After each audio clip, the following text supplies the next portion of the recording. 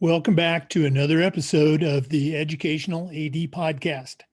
We couldn't do these without the incredible support of all of our sponsors, and we want to start by saying thank you.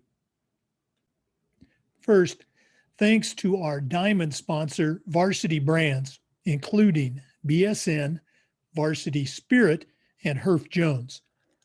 Varsity Brands, elevating student experiences in sport, spirit, and achievement. We also want to say thank you to our platinum sponsors, including Hometown Ticketing, simple and easy online ticketing. Vital Signs, bring student achievements to life. Gipper, sports graphics made incredibly simple. Ephesus Lighting, innovating a brighter future at every level. Gilman Gear, always a step ahead. And Camp Mobile, where leaders communicate better. Thanks to all of our great sponsors. Welcome back, everyone, to another episode of the Educational AD Podcast. Our guest today is Julie Renner.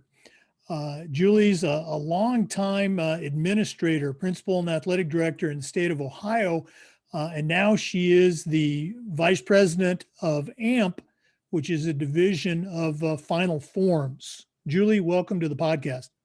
Oh, thanks for having me, Jake. Appreciate it. Well, as you and I kind of joked around, we use your services with FIAAA, and so we've corresponded for a long time, but it's great to finally get to meet you. Okay?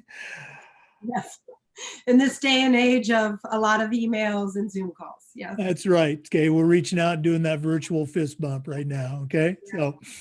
So, as you know, the life of an athletic director is very busy these days. So we're going to jump right into it. We always like to let our guests have a chance to, our listeners have a chance to get to know our guests. So tell us a little bit about yourself, where you grew up, where you went to school and college, and maybe that path that led to being a administrator and principal. Okay. Yeah, thanks. I actually grew up in east of Cincinnati in Batavia, Ohio. And I'm the youngest of 7 kids. And I grew up with, my parents were both educators. My dad was a school administrator. My mom was a over 30-year teacher. So I had that background for sure. And that love, I think I always knew that I wanted to be in education for sure. So I was involved in lots of school activities and obviously very supported by my parents through that. And then I graduated from high school, moved on and went to the University of Kentucky, the best school in the country, in Lexington, Kentucky, and majored in education. I actually did middle grades education at the University of Kentucky. And then it was the early 90s and I wanted to make sure I got a job. So I then did special education at Northern Kentucky University, obviously because it was closer to home and I could live at home and finish that up. And then coming out of college, able to get a job right away as a special education teacher. And then of course in coaching, being a young educator, you're like, yep, I'll coach whatever, I'll lead whatever organization. So I took a coaching job when I was still at Northern finishing up my special ed degree, as in, a school took a chance and gave me a varsity job, volleyball job right out of the gate, which now you look back on it, they didn't take a chance. They needed a coach. They needed a live body coach to do that, which was so interesting because growing up, minus being in youth sports, I didn't even play volleyball. I was a soccer player. So that's what was really interesting about it. But then, you get that love of something, you learn from others, you get involved in the club side of it too, learning a lot year round. So I stayed as a head volleyball coach for quite a while in my background. It's always great to hear the path that people follow. Um, Talk about how at some point you made that transition from teacher coach into over to the dark side of administration. Well, as I mentioned earlier, my father was a school administrator. He was a school administrator in the days where you were in a building, he was a building level principal, and where they stayed in the same building. Like he was in the same building for over 20 years, which is not typical anymore. But he instilled those values, and I saw that importance kind of like growing up in the building with him, seeing how all that worked and thinking, I really would like to do this.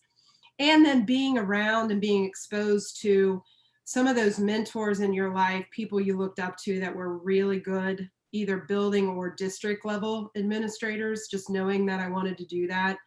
So I got my education administration, like my master's in education administration from Xavier University there in Cincinnati, and then just kept on going, where got my principal's licensure, superintendent's licensure, because I thought I could make an impact on teachers, like being that instructional leader, just being that community-based leader too, in a lot of ways, where that's what building a level administration is about. You mentioned mentors, and in our business, it's so important. We talk about leadership and mentoring that next generation. Obviously, your dad and your parents were probably, part of your mentoring team, but I'm always curious, who are some of the other mentors that have had an influence on you? The expression I like to use is, I still hear their voices in my head when I'm talking to coaches or kids or parents. So whose voices do you still hear? I hear some coaches' voices for sure. I had a coach that back in the 80s where her name was Val Davis, who, again, she coached all 3 seasons. She was coaching volleyball, basketball, and then softball, where, again, you don't see that very often anymore at all. But, you ended up spending a lot of time together. I mean, you went from a field back into the gym, back out to a field, and she was always there. And then my junior year, the high school I went to hired a female athletic director in the 80s, which was very, unusual. And she did an extremely good job. She was very organized. Her name was at the time, Mary Tibergen, Mary Johnson now. And she, was extremely organized, but she was in the classroom as a teacher, and you saw how great of a teacher she was and a coach. And then she moved those skills over to an athletic director's role.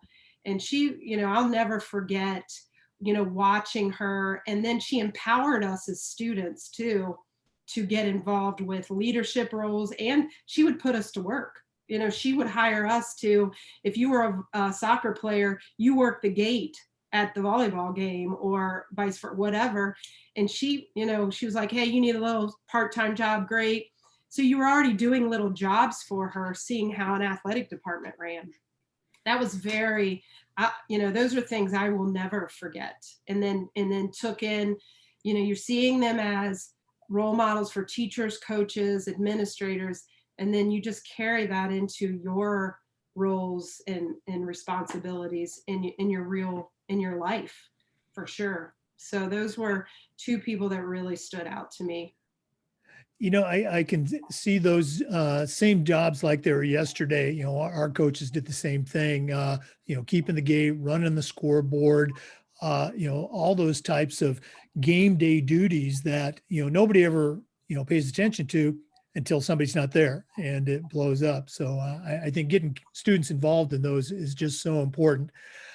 I want to get to, your current job, but before we do, okay, you had quite a career, quite a successful career in athletic administration. So looking back at your school and your program, what were some things that you felt that your coaches or your teams really did a great job with? Or maybe what was a program that you initiated that you're particularly proud of? I remember for the longest time, I thought, well, early on in my administrative career, I went for a job as an athletic administrator and I didn't get it. And then that sent me in a different direction. And I was afforded a job as a building level administrator, a school principal. But it always like was in my gut, like, I really want the opportunity to do a job like this in a school system. And I think because you get so much energy from students and student athletes and all the different personalities that come with that. And then the coaches, the personalities that come from the coaches, from the type A personalities to unorganized and have no idea what's going on with the admin part of it. But boy, you put them on a field and they're really great coaches, right? So something though that too in this day and age of athletic administration is, it's that whole athlete. How do you help the whole athlete, and how do you help your coaches gear in that direction? And having a good weight program, a good strength and conditioning program is huge. I was at Loveland City Schools, which is a suburb of Cincinnati.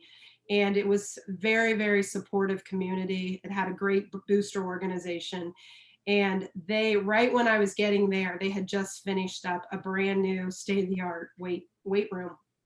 And so then putting into place a program of strength and conditioning, getting the right people in there to support the athletes. Because as we all say, like, for example, basketball season, you're not going to have a successful season or win games November to March. You're doing it March to October, right? So, just really putting some groundwork in there for your student athletes and your coaches. And not everybody, some of our listeners could say, well, we don't have state-of-the-art weight room. We don't have those luxuries. And again, you can still, though, if you give your coaches the avenues to know, like those professional development avenues, because you don't have to have state-of-the-art. You just have to have support. You have to have knowledge. You have to have the education behind it. And it's not even just the strength and conditioning part, but it's that mental part of the game for your student athletes, and really putting into play some good resources for your coaches to bring that part to the game. I got really lucky at Loveland because I was surrounded by really good coaches. A lot of coaches, the goal was to have coaches that were doing really great things in a classroom all day long and then transferring that to a field or a court or a mat. And I also, in my time at Loveland, we captured 3 state titles in that 5-year tenure, but that wasn't about me. It was about those student athletes and about those coaches that were putting the right mindset into play and the right skills into play. And they were building much more than just the X's and O's on a court or a field, but they were building like programs. I worked with a wrestling coach, Chris Schweitzer, who, that man was at school in that wrestling room on those mats. It seemed like 24/7. But he made a conscious effort of, hey, I need to build a youth program. And so he oversaw that youth program. Now he had people helping him, but man, he put a lot of time and effort to doing it from when they were, coming in as first graders all the way up through 12th grade. And those young men and women that were in that wrestling program, they knew him from the get-go because he was always around, really believing in what it took to build a program, which is a lot of that is building a youth program.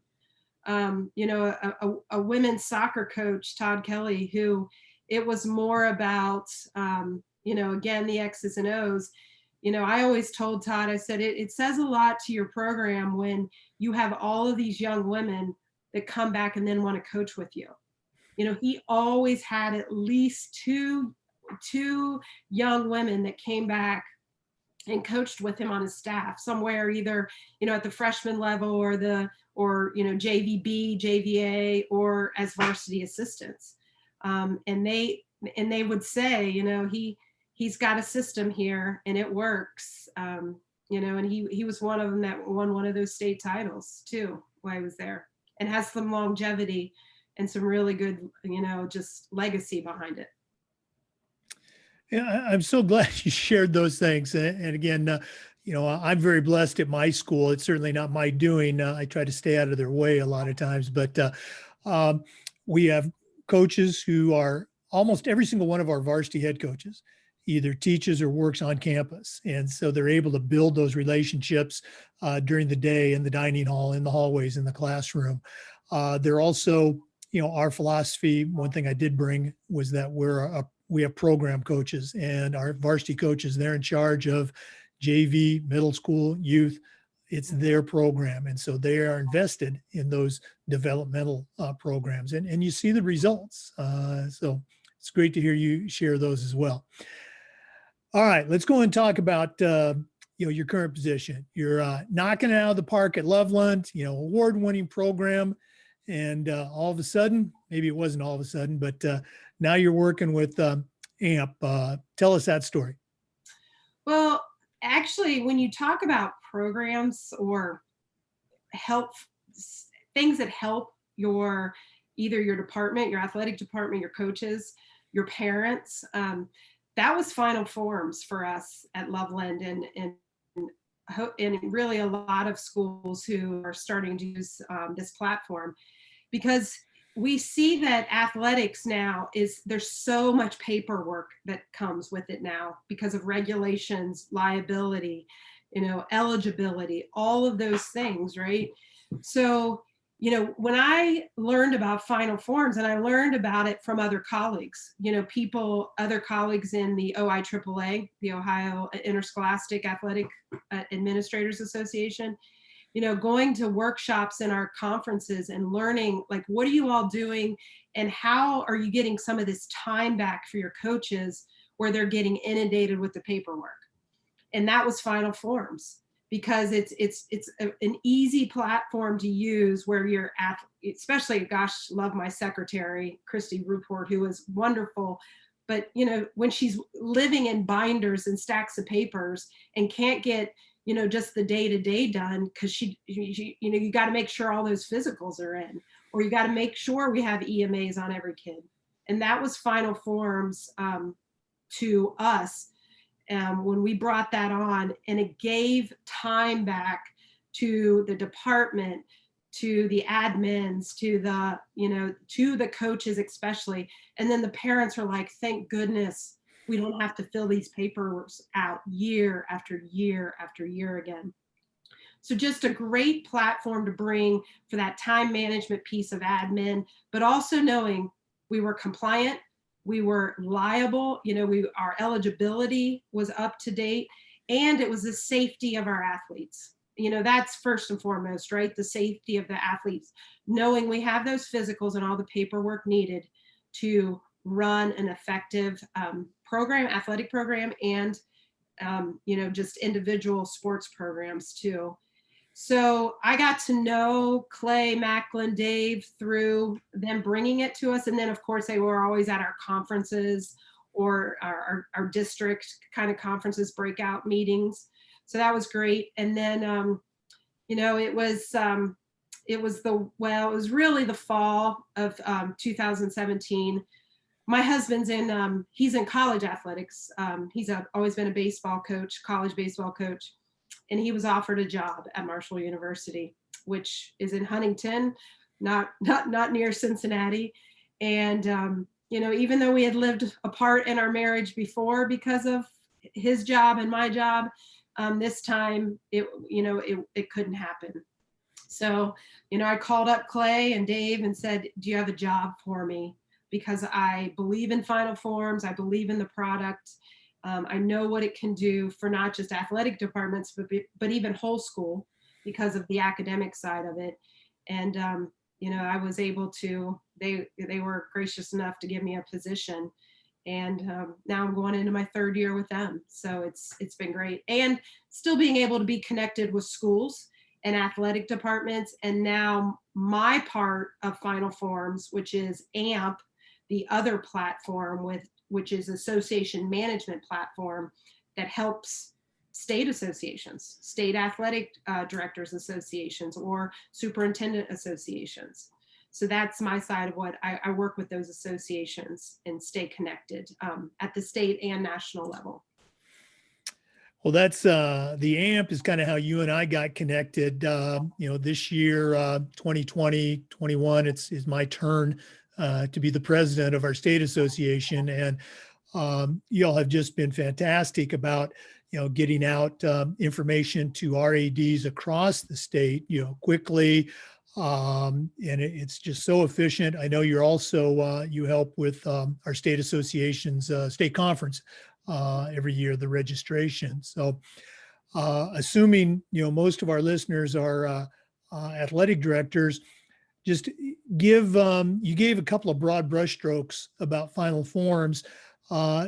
Take a couple of minutes and explain some of the things that they can do specifically that, would really encourage them to follow up with a call to you guys. Right. Final Forms, again, like I said, I used it as an athletic administrator myself, and it really changed the way we did business, because it gives you, you stay up on all of your paperwork for all of your student athletes, because we build a platform for you, just you specifically in your school district, for your department, to keep track of all of your student athletes, physicals, all of the paperwork, EMAs, down to all the state forms. And we can customize forms for your district, your department, or even by teams, so that your coaches can stay organized, your department stays organized, and then you, as all the way to your, whether it's the Ohio High School Athletic Association or your Florida High School Athletic Association, you can correspond with all your eligibilities.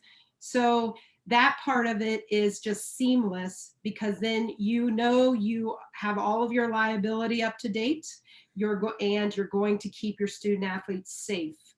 As well, we have a COVID piece now for coaches to be able to keep they can keep attendance every day, and we already had the attendance piece, but they can keep the students that extra umbrella of safety for what every athletic director is dealing with COVID, and keeping up on all of your protocols. Parents really like the Final Forms platform, because they too have their own account where they can keep track of whether they have one child or 5 to however many kids they have in their household. They're keeping up on paperwork too, and they have 24/7 access to their account.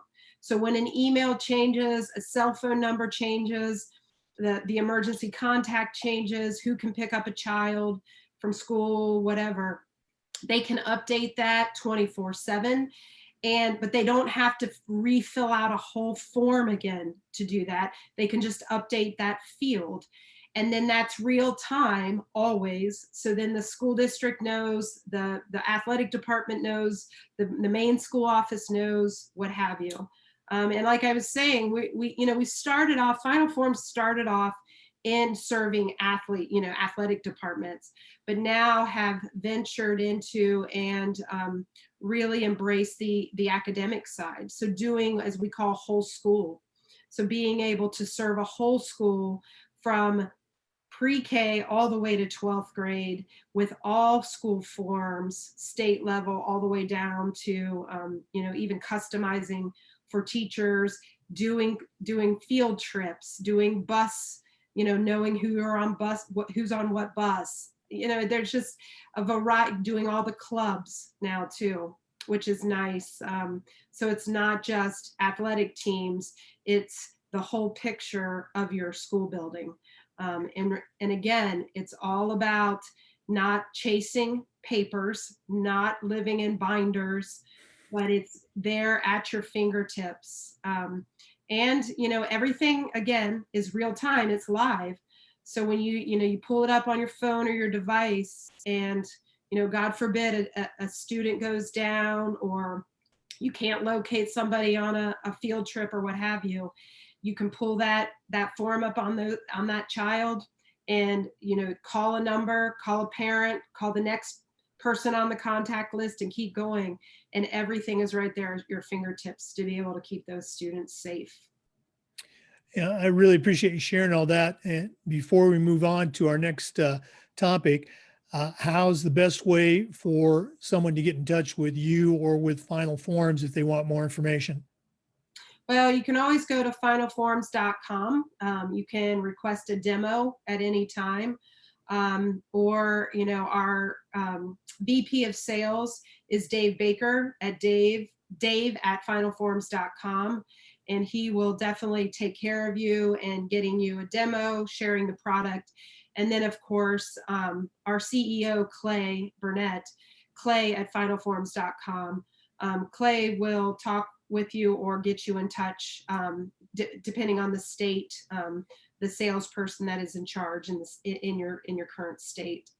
As always, we hope that our state conferences, like in Florida or what have you, that through COVID, we get back to gathering at state conferences, because we typically are in attendance at most state conferences across the country too, to then be able to do face-to-face with athletic directors that are interested. But with COVID, we have mastered the Zoom call, so anything can be done through Zoom at any time. So people have a connection to who they're talking about, to be able to ask really good questions and inquire about our product, for sure, how it can benefit their athletic department. Yeah, again, appreciate you sharing all that. You brought up COVID, and we've been asking our athletic directors on the podcast, what's happening in their state. And you're the first, West Virginia athletic person we've spoken with. And I know obviously you're not at a school, but if you can, maybe share what's happening in West Virginia as far as return to school as well as return to play, if you can. Yeah, West Virginia set up something where everything by county is on a color-coded system, whether you're at a red, an orange, or a green.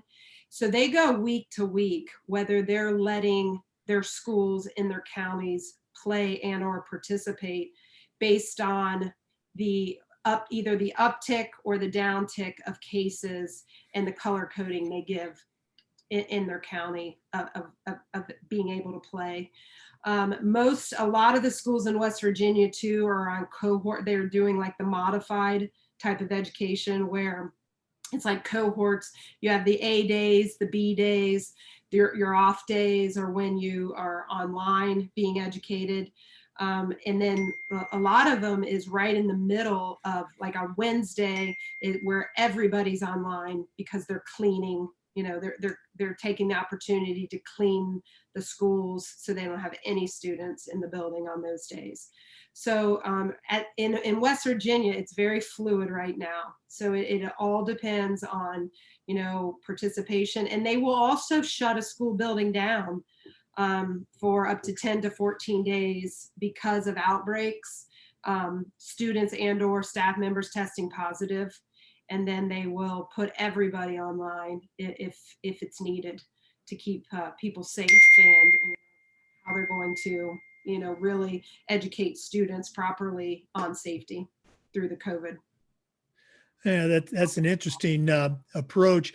Can you share? I mean, again, I know you're not an AD in a school right now, but are more schools, would you say, having let's say a regular sports season, football, volleyball, or is it just hit or miss?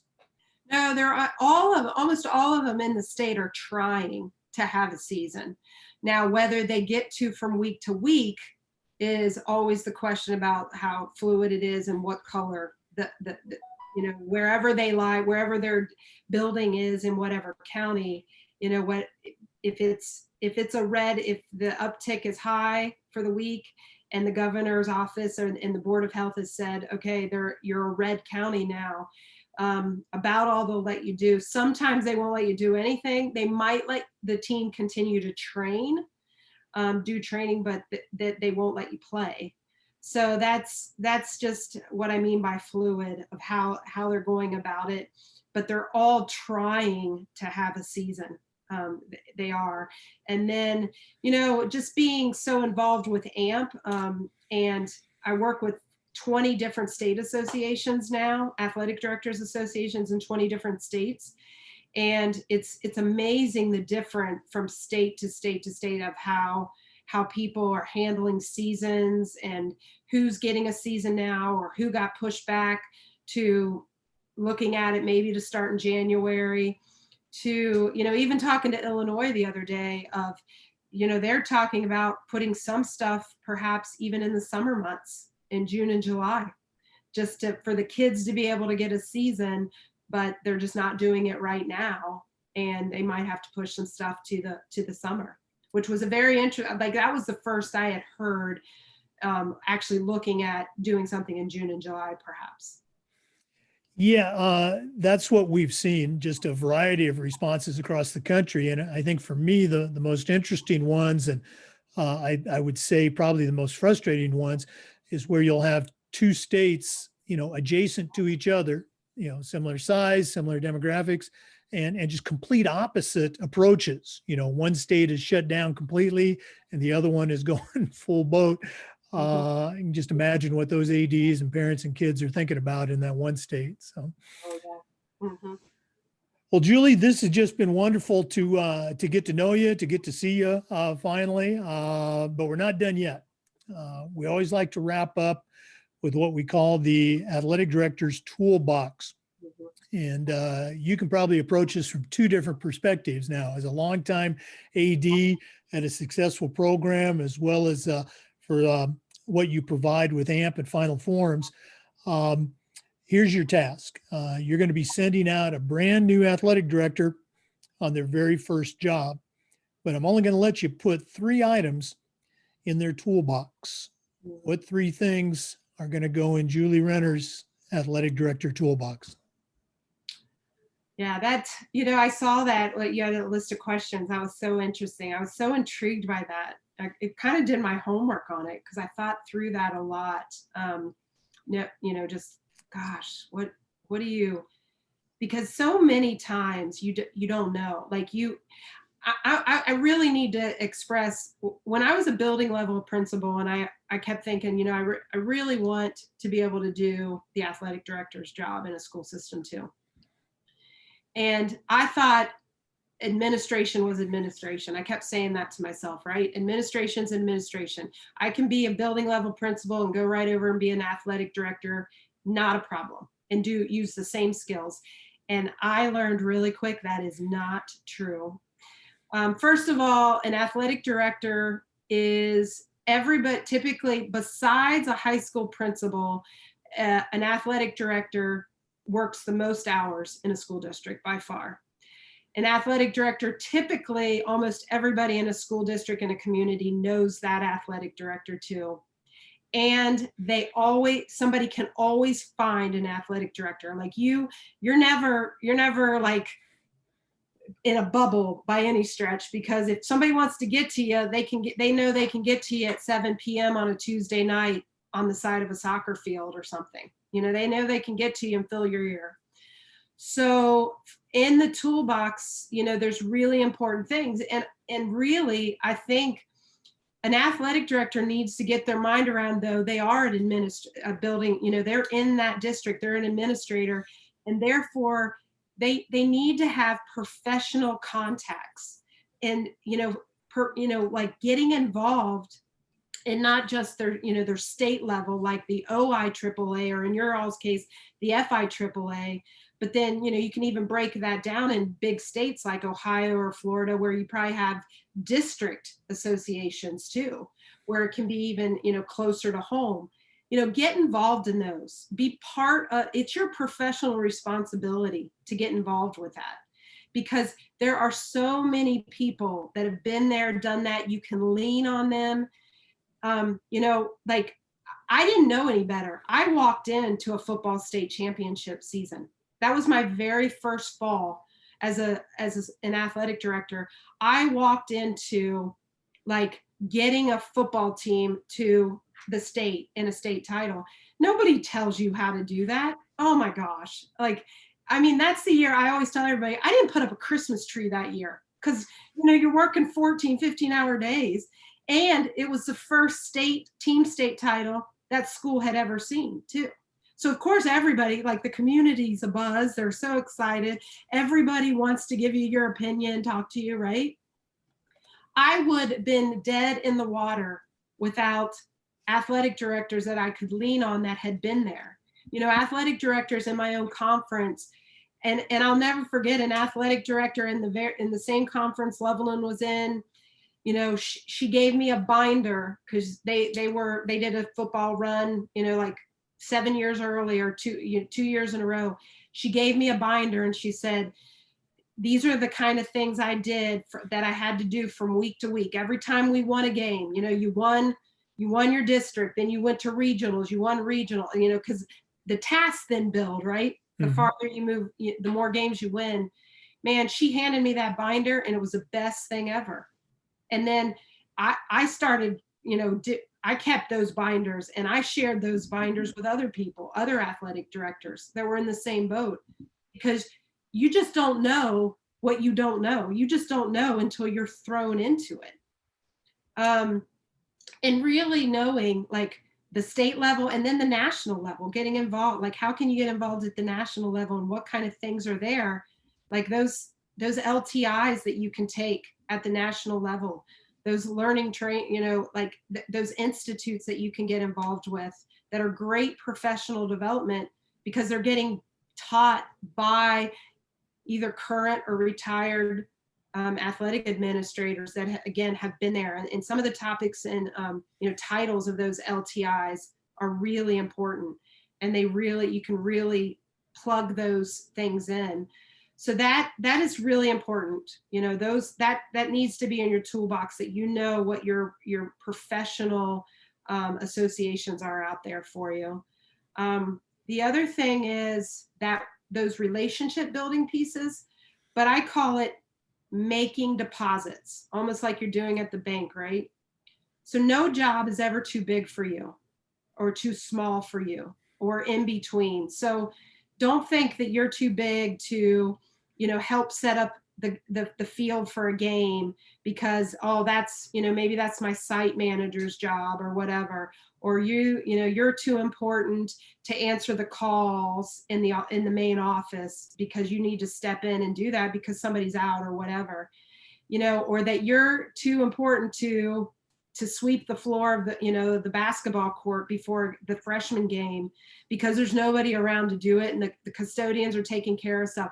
You know, make your deposits and step in and do jobs of all the people that are helping you do jobs and run that athletic department, you know. And here's the other thing I learned real quick, like, you know, make brownies and leave them in the head custodian's office and leave stuff for the main secretaries and leave stuff for the cafeteria workers, because, you know, when you're living at that school, sometimes you feel like you need a cot in the back room. You know, those are the people that get you through. So make your deposits, know what the relationships are, and that make deposits, because you'll get it back tenfold in return when you need it if you do those things. And then the final thing is, you know, and I truly believe it's not just because I work for Final Forms and, you know, and I'm a team member, but, you know, you got to get you a platform and a system that helps you stay organized. And like a platform like Final Forms is so valuable, because the day that something happens and you don't have a valid physical for a kid, or you didn't do your eligibility right to get to your, you know, your state high school association, or you don't have an EMA on file and a kid goes down and you don't know how to get a hold of somebody, that is something that you never want to, you never want to have to deal with, and you never want to be in that situation, because you want to know that your student athletes are always safe and protected. So get you a good system to use that helps with your liability, your compliance, and your safety for all involved. I mean, even your staff members, even keeping your staff members safe. Some great advice from a real pro. I love the part about making those deposits. Very good. Julie Renner, thank you so much for being a guest today, and continued success with Final Forms and AMP. Thank you so much, Jake. I really appreciate your time. Thanks for having me. Oh, this has been great. To our listeners, thanks as always for tuning in. Remember, these are interviews are also being posted on the FIAAA Educational Athletic Director YouTube channel. Thanks again for listening.